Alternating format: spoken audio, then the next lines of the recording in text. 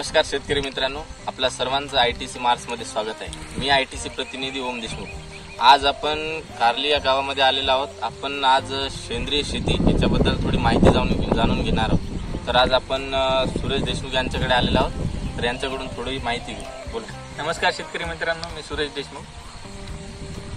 मी गेल्या 3 ते 4 वर्षापासून सेंद्रिय शेती करत आहे।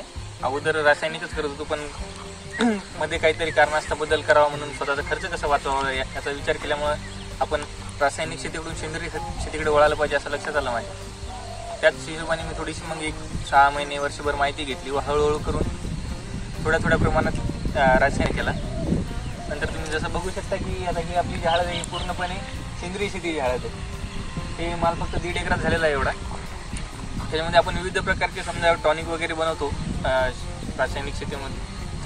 जोपासून आपण बंद केलं तेव्हापासून आपण स्वतःचीच टॉनिक वगैरे बनवतो सेंद्रिय शेतीमध्ये। त्यानंतर आपण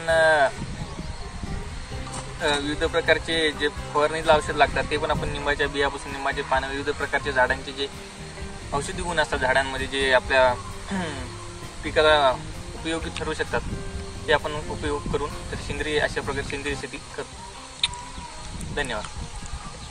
असेच नवनवीन व्हिडिओ बघण्यासाठी आताच प्ले स्टोरवरून आयटीसी मार्क्स ॲप डाउनलोड करा। धन्यवाद।